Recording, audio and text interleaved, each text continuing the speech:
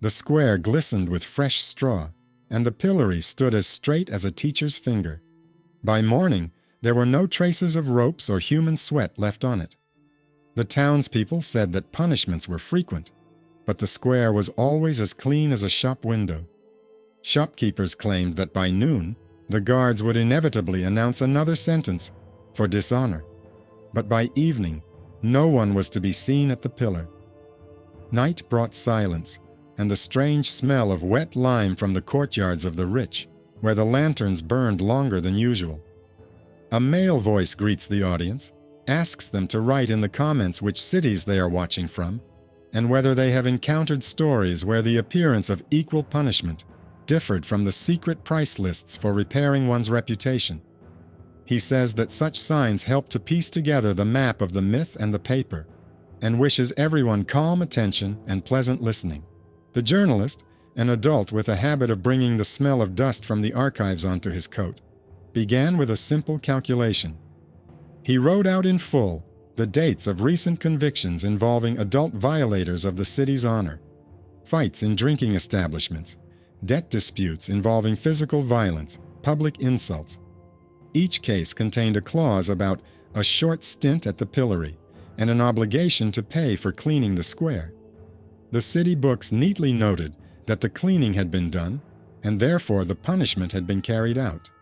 But the square was too clean in the mornings, as if the punishment had been carried out behind closed doors. The journalist noted this as the first inconsistency. The cries and tears of past years remained in the people's memory, but now there was only deafening, silent virtue. He went on a night patrol with the courtyard guards, grown men with heavy keys on rings. The guards said that night work had become the new order. If the guilty had property and guarantors, they were allegedly sent to the estates of wealthy townspeople for exemplary labor, sweeping courtyards, taking out garbage from stables, carrying water, and repairing fences. Thus, the punishment was supposedly carried out, but the pillory remained empty. The records shown to the journalist at the city council confirmed this order with a special clause. The fine for an unreliable spectacle was replaced by publicly useful night work at the request of the guardians. However, for some reason, the column publicly useful almost always appeared next to the names of the owners of the estates, where the servants whispered about generous gifts. A thin book was found in the city archives, where the guards kept records of night work. The journalist copied 36 lines: who, under which article, for how many hours, and where they were sent. The list turned out to be strangely selective. Grain merchants and warehouse owners, adults with significant houses, appeared in it more often than representatives of the crafts. Moreover, it was precisely those merchants who had recently been put to the pillory by the court. He made 2 columns. On the left, the names of those convicted and sent to the pillory. On the right, the names of those sent to night work. The columns matched in a scary number of cases. A working hypothesis emerged. The poor mourn the pillory, while the rich pay with money and a quiet night. In order not to get bogged down in speculation, he went to the city council's accounting department and asked to see the lines of income for cleaning the square. The books contained neat sums written out in words, and next to them were notes about work on estates. The expenses column listed the names of contractors who supplied sand, lime, and lanterns for the estates. The journalist wrote in his notebook that the innkeeper from the verdict appeared in the cash register as an applicant for public works, and a week later, the cash register showed a morning payment from a person with the same surname for the benefit of the parish. In simple terms, it looked like a tariff. Those who could pay bought a shameless form of performance. Those who could not stood under the gaze of the square. Rumors in the city explained the cleanliness of the square as new humanity. But the city knight painted a different picture. He saw how, after midnight, basins of water and bags of sand were brought into the windows of rich courtyards. He heard the gates creak for people in gray caftans, who were brought in by 2 guards, and noticed how, at dawn, the courtyard servants hung wet, torn gloves on ropes, traces of the night's corrections. The medical records of the prison infirmary confirmed that adult convicts often caught colds and aggravated old injuries from carrying heavy loads of water as a result of this work. These papers contained no complaints, only facts: who fell ill, who developed swollen joints, who was prescribed compresses. No naturalism, just a dry accounting of the human cost of replacement. He returned to the pillory in the afternoon and checked the sentence announcements against the evening guard's books. On the day the sentence was announced for an adult shopkeeper for fraud, the pillory remained empty. On the night of the same day, the shopkeeper was sent to do good deeds at the estate of a gossiping philanthropist. In the morning, the square looked holy. A beautiful phrase about the desire for correction hung on the board with the schedule of punishments, and around it were stalls with pastries and dried herbs. The journalist noted that the myth of equality of punishment continued to work. Morality was sold in shop windows, and shamelessness was sold in basements. Next, he needed mathematics. He wrote down all the names from the night work log for 1 season, added them to the register of postings to the pillar, and superimposed them on the list of large taxpayers. The coincidences branched out like roots. The same names appeared in donations for street lighting, in the list of trustees of the workhouse, and in invitations to city celebrations. It was the normal life of wealthy people, but it clearly included an additional service. He called it Indulgence of Shame, the opportunity to redeem public disgrace and turn it into invisible labor paid for in private households. The journalist understood that the main trap was to fall into an excess of emotion. He carefully collected paper against paper. He compared city ordinances on punishments with books of fines, guild rules with reports on publicly useful work, sermons on humility with contracts for the supply of lime to estates. The sermons said that punishment was the same for all adults and served as a lesson. The contracts stated that the lime was paid for privately, and the lanterns did not illuminate the square at all. Where the myth assured equality, the document showed paid exclusivity. By evening, he arrived at the editorial office, which smelled of printing ink and damp wood, and laid out his 3-column diagram on the table. On the left were the sentences with the promise of the stake. In the middle were the night reports from the estates, and on the right were the financial records of payments for the sake of order. Next to it lay the 4th column, which he feared most: threats. The official responsible for the order of punishments, in a conversation through third parties, conveyed that the newspaper should not play on the nerves of the crowd. Otherwise, it would lose access to city announcements. This was not a theatrical threat, but a practical lever to leave journalists without official advertising and therefore without money for paper. The journalist wrote this down in the consequences column so as not to forget what the price was for attempting to separate myth from document. He continued to collect evidence where it is not usually sought, from suppliers. A cart driver, a grown man with dark circles under his eyes, said that on some nights they took lime and sand not to the square, but to the charity house, where the gates swung open before dawn. A bricklayer complained that after a charitable night, he had to undergo lengthy treatment for his back because he was forced to carry heavy basins up to 100 times. A cleaner from the workhouse, an adult with cracked hands, said that in the mornings she received dirty gloves from people in gray caftans who had been corrected without fuss. In none of these episodes did the journalist recount other people's words as sensational news. He pieced them together to form a map: where the sand flows, where the lime accumulates, where the lanterns burn, when the square remains provisional, and the city is confident that everyone is equal before the pillar.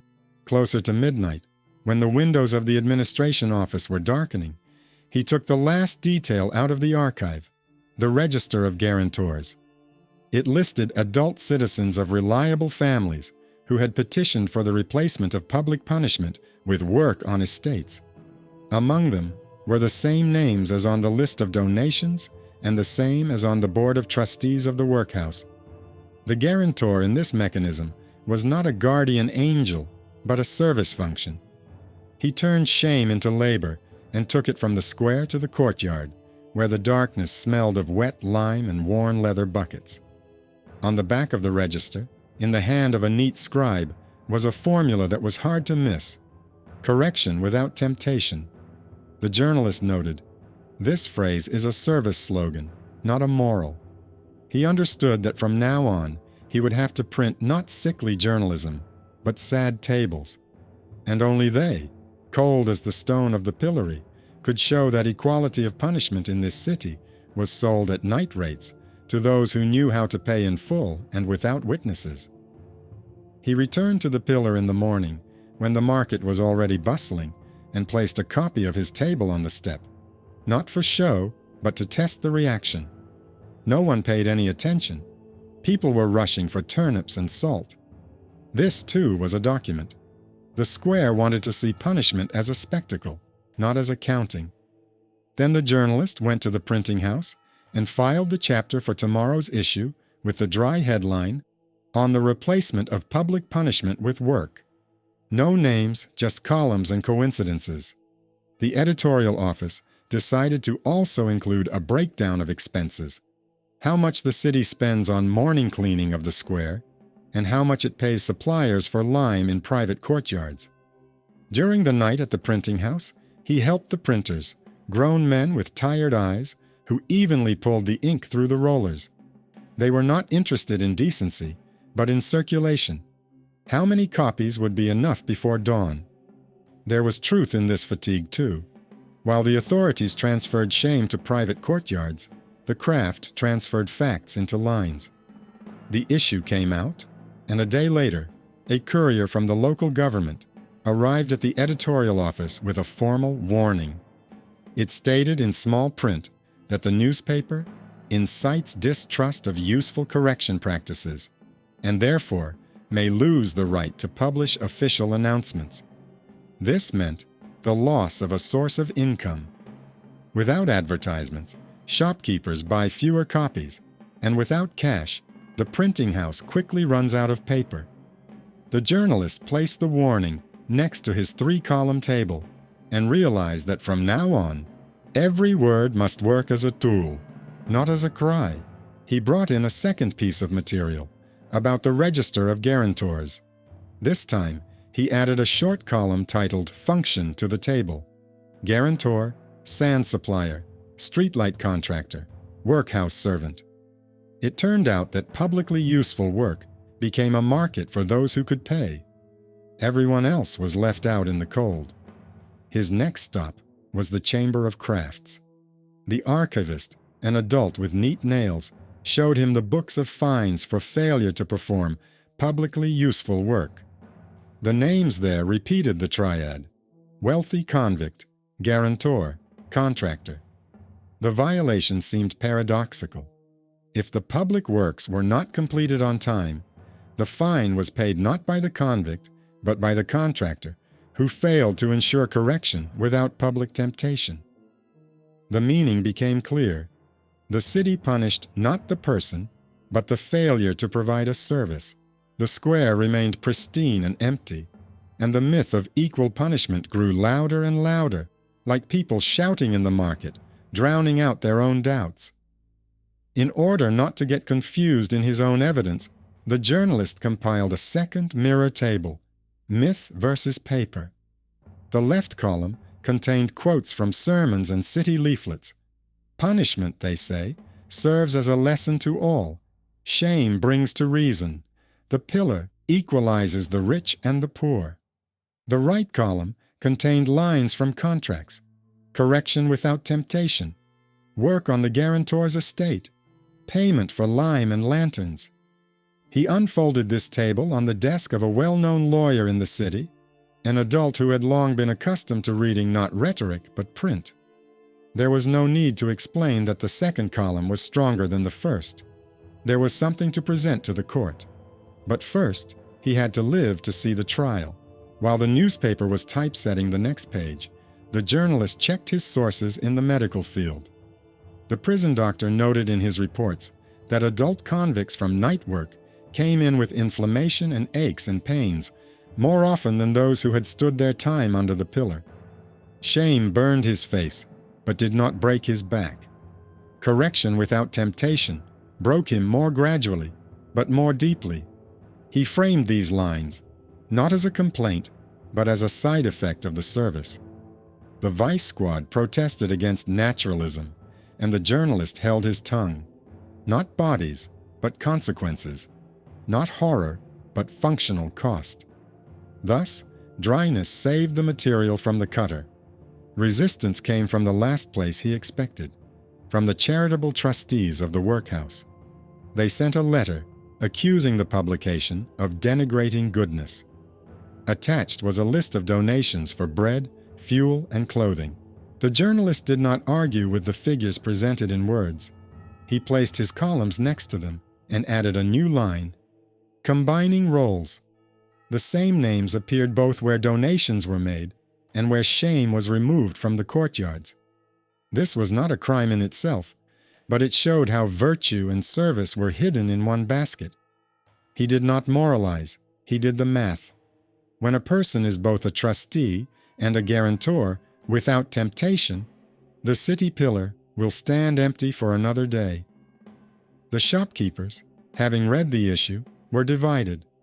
Some said that the cleanliness of the square was good for business because children did not cry and buyers did not stop. Others whispered that order was at odds with a sense of justice because the poor froze in the wind while the rich hid behind the streetlights. The journalist did not record these conversations as evidence. He counted the baskets. In the week described in words, when the harshest tables were published, newspaper sales increased, and a day later, the warning from the administration became thicker and colder. He showed this document to the typesetter and asked him not to slow down the typesetting. If you give the machine silence, it will eat the story. The typesetter, a grown man with crooked fingers from lead letters, nodded to himself and by evening had again brought out even lines on the stone. The next twist occurred in the treasury, where he sought to review the expense books for public improvement. There was a line that no one wanted to notice. The payment for night lights in private courtyards was sometimes made from the city treasury for sanitary safety. This meant that part of the correction without temptation was financed not only by the wallets of the guilty, but also by public funds. He brought this line to light. Without dramatization, he simply placed it next to the ordinance that required that public punishment, on the contrary, should not be a burden on the treasury. This was no longer about the rich and the poor, but about a rule. Administrative habit supported the service, passing it off as order. The editorial board decided to highlight this discovery in large print. The risk became direct. The official responded predictably. Another paper landed on the newspaper's desk, this time with a hint of closure. It spoke of undermining trust in institutions and speculation on sensitive topics. The journalist took the document to a lawyer and asked if the newspaper could survive. The answer was simple. If the case goes to court, there is no need to argue about morality, but to demand a compliance check, whether there is a legal basis for night work, what the selection criteria are, where the boundaries of the guarantor's powers lie, and under which articles the streetlights in private courtyards are spent. This meant that the story would become boring but powerful, one where myths drown in regulations. The city administration, not wanting to go to court, went to a council meeting where the issue of charitable work practices was being decided. The journalists sat at the back of the hall, jotting down words like notes. They proposed to clarify, put things in order, and avoid scandals. In essence, the discussion was about preserving the mechanism and changing the name. Then, he played his most unassuming but powerful trump card: receipts and bills, showing that correction without temptation was being funded from the treasury. This stack of papers did not scream. It rang. The advisors, grown men with trained faces, realized that the dispute was moving from the realm of taste to the realm of subsidies. The tone in the room changed, from piety to accounting. The outcome was not heroic. Service was banned with a formula that was dry and even stingy. From now on, public punishment would either be carried out by ordinance or replaced by a fixed fine that would go only to the treasury. Guarantors would lose the right to petition for work on estates. Payment for streetlights and lime in private courtyards at the city rate is prohibited. The newspaper was given the right to publish the decision, but without jubilation. The victory was procedural, not moral.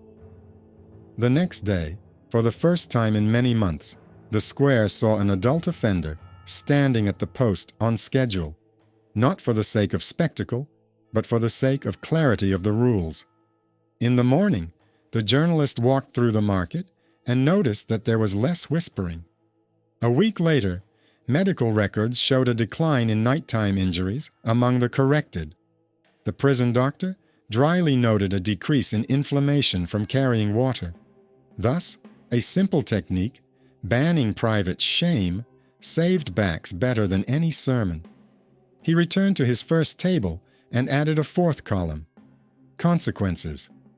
There were lines about the decline in nighttime expenses for streetlights, the cessation of payments to contractors for whitewashing private courtyards, the growth in revenue from fixed fines, and the return of honest, albeit harsh, visibility of punishment. The myth of equality for all finally ceased to be a slogan and became a bent stick, where every blow is visible and accounted for. History did not deliver a happy ending.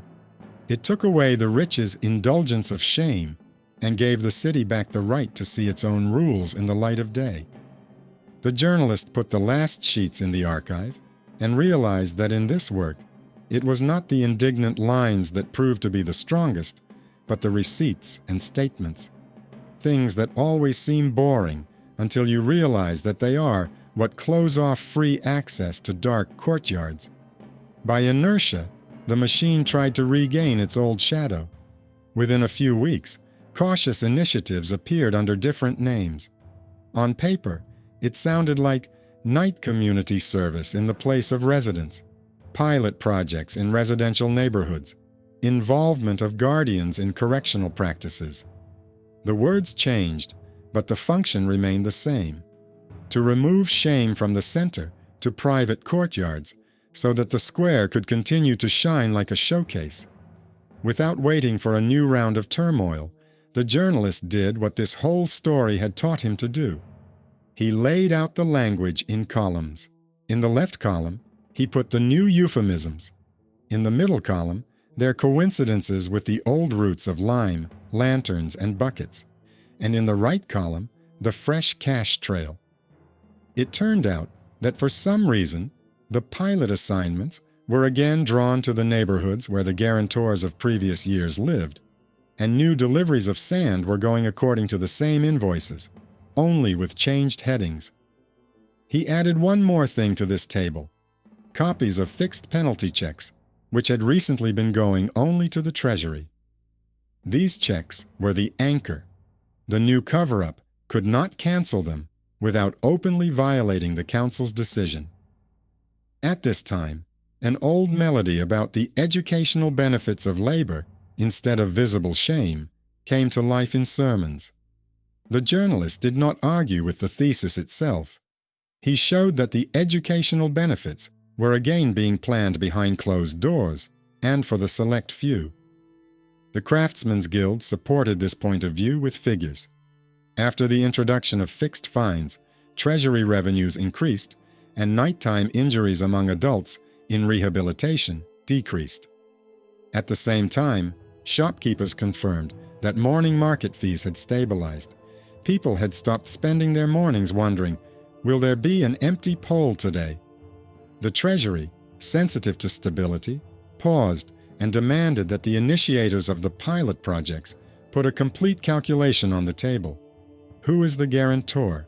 Where are the boundaries of the work? What is the expense item? How is equality observed? There was no calculation. This was enough to make a second break with the old habit.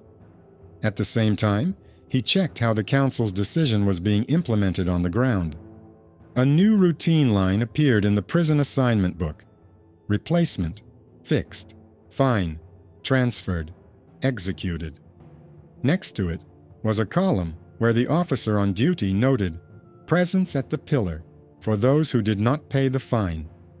The square ceased to be a theater of exceptions. The harsh scene returned to normal, not to the showcase. Medical notes reflected another unexpected effect. Adult offenders, after standing at the pillar or paying a fixed fine, were less likely to return to prison with inflammation and strained backs, because no one chased them around the icy courtyards at night anymore. These dry lines assembled a reality that is not noticeable in the noise of slogans. The ban on private disgrace turned out to be a sanitary measure. People who had benefited from the old system tried a third move, through charity. They resumed collecting money for cleaning the square, hinting that without their money, morning order would be threatened, and began to publicly list the amounts spent on sand and lime. The journalist again juxtaposed the myth with the document. The city's expenditure book now showed an even amount for cleaning the square from public funds rather than from private donations. Private money, if it came in at all, now went to lighting intersections and repairing pavements, public things, not night courtyards. The newspaper reported this shift without fanfare, and a new tone appeared in readers' letters. Not gratitude to the generous, but a calm demand that everyone pay the same. It was not a revolution in people's hearts, but an overload of wiring. The journalist himself, without celebrating anything, continued to compile a map of the machine's attacks. He asked the authorities to report quarterly on the proportion of fixed fines and the volume of public executions to see if the invisible crack was spreading. He agreed with the Treasury on a short note at the bottom of the report. No violations detected, not as a shield from the future, but as a laser mark for inspection. He convinced the editor to keep an eye on the myth versus paper column, where he placed the same trick once a month. On the left, the cries of leaflets about the cruelty of the pole, or conversely, about the mercy of the night. On the right, the even lines of the cash register and the order. This monotony was tedious, and that is precisely why it worked better than any work on morality. Not everyone agreed with the new order. In private conversations, wealthy adults complained that their good deeds no longer gave them the right to protect their loved ones from square gossip. He did not argue. Gossip cannot be cured by ordinances, but ordinances cure the city treasury and the backbone of nighttime compulsions. In one telling week, he compared reputation with numbers. Where previously people paid for correction without temptation, now they paid a fixed fine. The treasury received revenue, the square received a clear signal, and the attending physician received fewer nighttime inflammations. Reputation remained a private matter, rather than an item in the budget for streetlights. That was the whole point of the idea, to separate shame as a social currency from shame as a service item. Then he returned to where he started, to the smell of wet lime in the courtyards. It was gone. Night lights burned only at intersections, and rare torches shone in the courtyards, paid for by the owners for their own needs, without reference to the decent tariff. The servants stopped hanging wet gloves in the mornings. Instead, the janitors of the workhouse, adult women and men, went out to the square with brooms, according to a schedule marked on a sign at the administration office. The city was losing its absurd duality, in which the day taught morality and the night sold its absence. It was a small victory not of ideas, but of procedures. He filed all the materials in one thick folder: tables of coincidences, cash register receipts, council instructions, medical notes, warnings, and responses to them. letters from readers, copies of contracts where other people's yards were no longer called places of correction. On the spine, he wrote a simple title without any grandiose words, Replacement of Shame. Below it were 2 dates written in words, the start of the investigation and the day the council cancelled the service. This austerity deprived the story of its pleasant fairy tale quality, but it gave it weight. The folder took its place in the editorial cabinet next to the cases about market racketeering and night reprints of official announcements. The archive looked like the boring heart of the city. He took the final step a few weeks later, again expressed in words. He returned to the pillar early in the morning, when the merchants were setting up their stalls, and looked at the stone not as an emblem, but as a measuring device. The workhouse brigade scrubbed the steps, the duty officer recorded the time in a notebook, and the clerk at the gate noted in the register that not a single request for work at the place of residence had been received during the night. The square was clean again, now not because of substitution, but because order was recorded as equal for all. There was neither jubilation nor revenge in this silence. There was only what he had been striving for. When the myth of justice is dear, the city will always find a way to sell it. When the document learned to count, the myth became a signboard, not a pass. He stood there a little longer, breathed in the dry smell of stone and paper, and returned to the printing ink, to the place where any indulgence of shame ends as soon as the lines reach the cash register. He thought the story was over, but at the end of any business, there remains something that cannot be filed away: human reaction, which either reinforces the procedure or rolls it back. The guards were the first to respond. The guards on duty, accustomed to night raids on estates, suddenly found themselves without extra hours and began to ask for a raise or a new route. The administration had to admit in its report that night overtime had been reduced, and the savings had gone to street lighting and the treatment of those who had previously been corrected by carrying water. This sober move did not inspire anyone, but it reduced the temptation to return the services under a different name. It was followed by the Chamber of Crafts, which established a rule that contractors were not allowed to enter into private contracts for replacement of shame under any veiled expression. A notice appeared on the chamber wall, consisting of a few lines written in simple language, stating that night watchmen and lanterns were paid for from the treasury only for the square and not for the courtyards of benefactors. The journalist noted to himself how boredom once again made the job better than loud formulas. Charitable circles tried to take a roundabout route. They offered to have third parties pay the fixed fine as a gift to the poor guilty parties in order to save them from the pillory. At first, there was a hitch at the cash register, but the treasurer found a way not to open the gate. They allowed money to be transferred only through a common fund, without the name of the donor, and without the right to choose the recipient. Thus, the opportunity to buy indulgence from shame with someone else's hands disappeared, while maintaining control over who to help. The markets took this without enthusiasm, but calmly. If help is to be given, then it should be into the common pot. If punishment is to be meted out, then it should be according to the ordinance. This fork in the road did not reveal a new piety, but rather the tired logic of adulthood. The journalist returned to the medical records because they answered the question of whether there was any meaning beyond the confines of the offices. The prison doctor noted a change in the pattern of ailments. Instead of nighttime inflammations and broken backs after correction without temptation, those who had served their time at the pillar began to come more often, trembling, but without serious injuries. Psychological notes, rare and without exaggeration, noted that adult offenders experienced fewer attacks of unspoken humiliation because the mechanism no longer divided people into those whose punishment could be hidden and those whose could not. These lines made no claims. They simply helped to see that procedural equality heals better than nighttime charity. The most difficult conversation took place where it should have, in the homes of wealthy signatories. They did not write public letters, but in conversations through third parties, they made it clear that the previous practice helped preserve the family's honor. The journalist did not argue with family pain. He compared it with the social cost.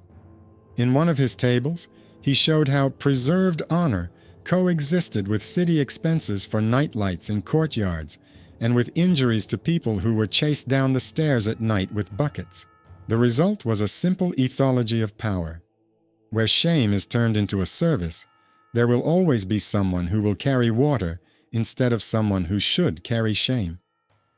After the publication of this table, the outrage subsided because the debate moved from the realm of morality to the realm of mechanics. Then he checked how the myth was doing. The city newspapers quickly changed their tune. Instead of stories about merciful replacement, there were now stories about firm order.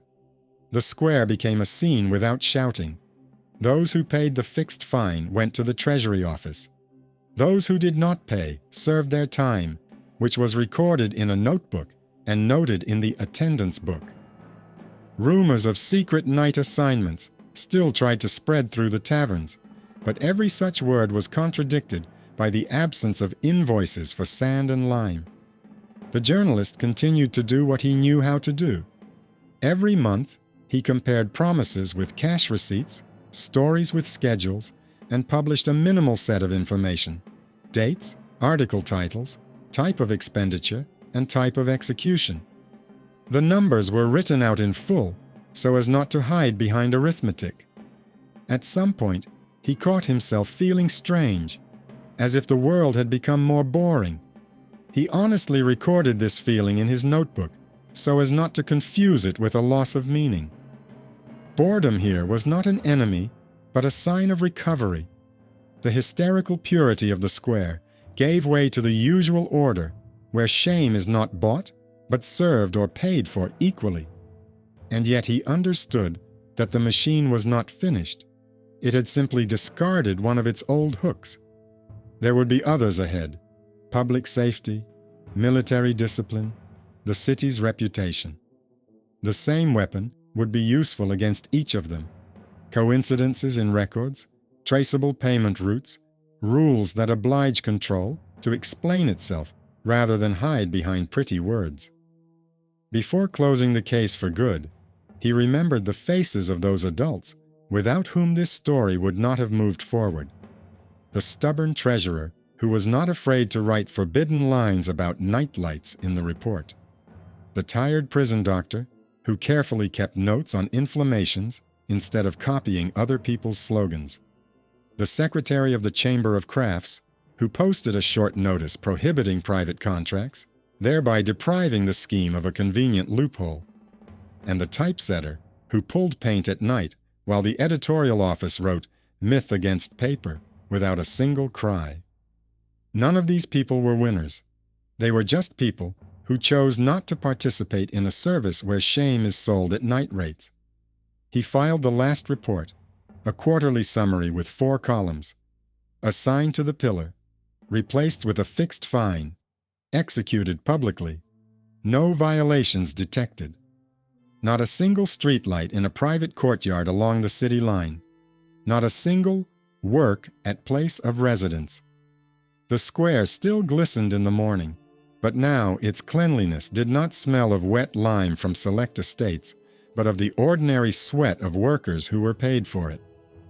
In the final note, he allowed himself a short human phrase that he would not be ashamed to show to any court. Fear of shame is a common currency, and if the rich are allowed to buy no shame, this currency devalues everyone. When shame becomes a procedure rather than a commodity, the city stops trading air and learns to breathe again.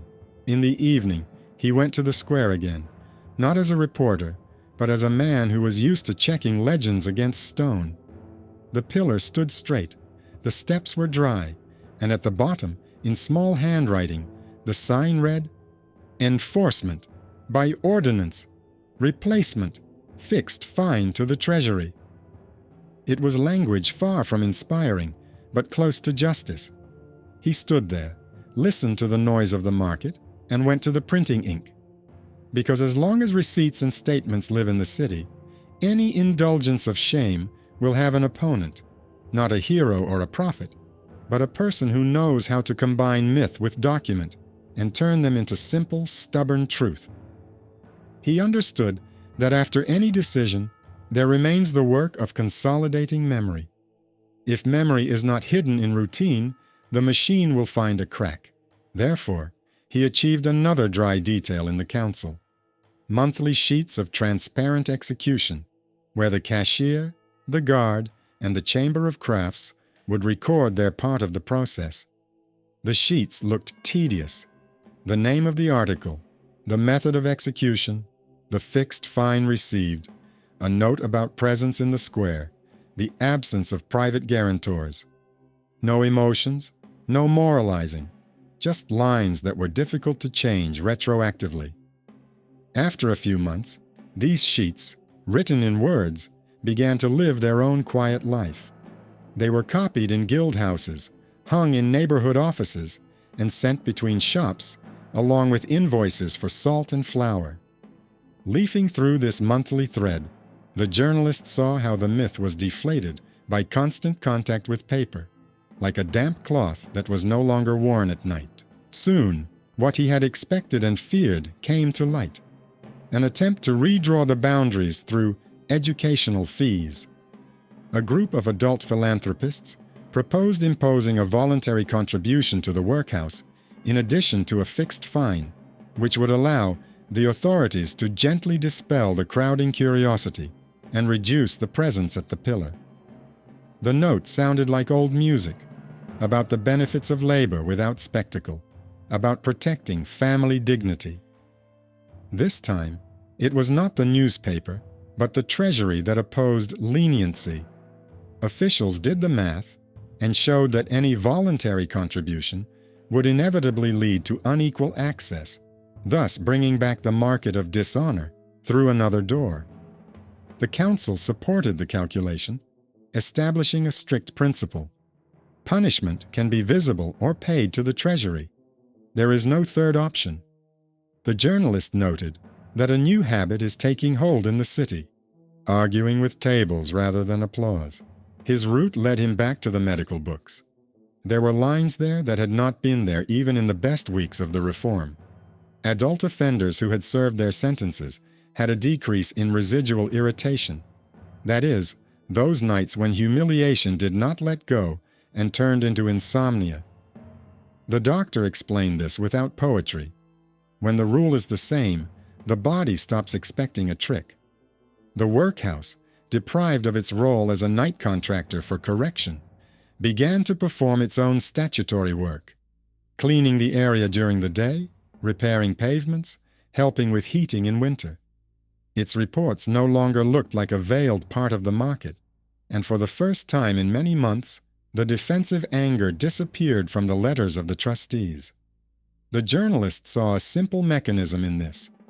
When charity is not confused with a secret service, it stops defending itself and starts working. He resumed visiting suppliers, those who had previously delivered sand and lime without temptation. The carters, grown men whose faces were weathered by the road, said that night trips had been reduced to 0, while daytime trips had returned to their usual schedule.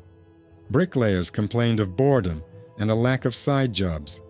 Cleaners, adult women and men, were happy with regular shifts and pay without sudden jumps. These were anti-heroic voices. They were the fabric of change. He filed them away with short remarks. Some lost their night money. Others stopped breaking their backs in dark courtyards. The result was a smooth curve, that very boring prosperity that was worth going through threats and warnings for. Meanwhile, the newspaper ran a column called Myth versus Paper, so calmly that it began to resemble an economic section. One page listed grain prices, the other summarized the enforcement of punishments.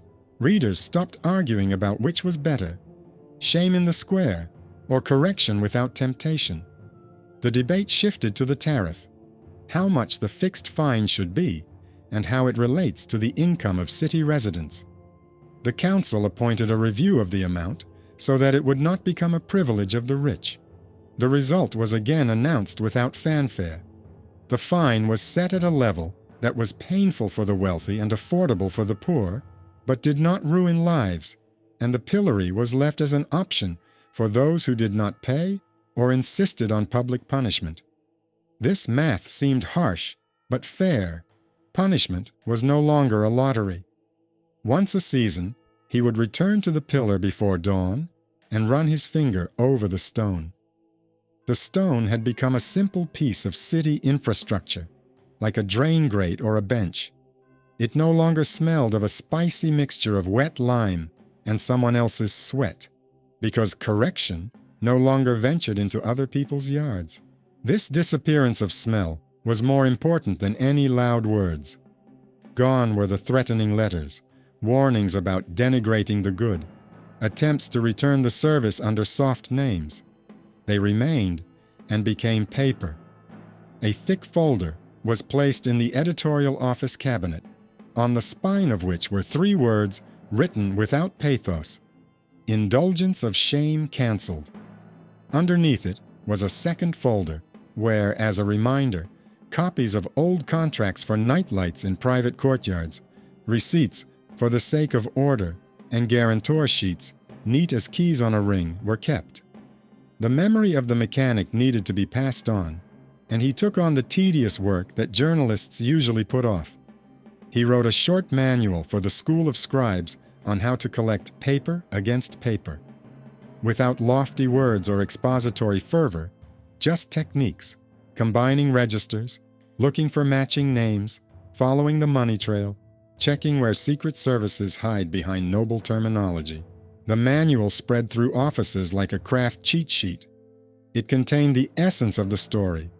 Freedom from the indulgence of shame is maintained not by slogans, but by the compatibility of books and cash registers, the habit of asking accounting questions about virtue, and a simple rule: everything that hides at night in a private courtyard must either come out into the square or go into the treasury, equally for all. By the end of the year, written in words, he allowed himself one human assumption. He tried to get the city talking about what justice is, when it smells not of incense but of wet paper. The answer came not from taverns or lecture halls, but from everyday life. The letters from readers expressed fatigue more often than enthusiasm, but this fatigue was grateful. Life became easier when you didn't have to wonder if someone would buy No Shame tonight. Medical records, far removed from philosophy, confirmed this: less insomnia, less inflammation after correction, fewer minor fights in the market around the pillar. This was what the emotional clarity of the denouement looked like. Not fire in the square, but the smooth workings of a procedure that no longer allowed the rich to buy themselves a lack of shame. He wrote the last note in the margins of his own notebook, for himself. There were no names or numbers, only a short formula that remained after all this journey. Myth promises equality as long as the expensive entrance to the night is open. The document makes equality visible, and therefore boring. And if tomorrow a new discourse on mercy or discipline comes to the city, it will again have to be arranged in columns, words on the left, roots on the right. There is no great beauty in this, but there is salvation from the theft of air. He closed his notebook, returned to the editorial office, and breathed in the smell of paint again, which, like the stone of the pillar, ceased to be a symbol and became a simple material for work. The very thing that keeps the city from returning to nightlights in select estates and price lists for someone else's shame.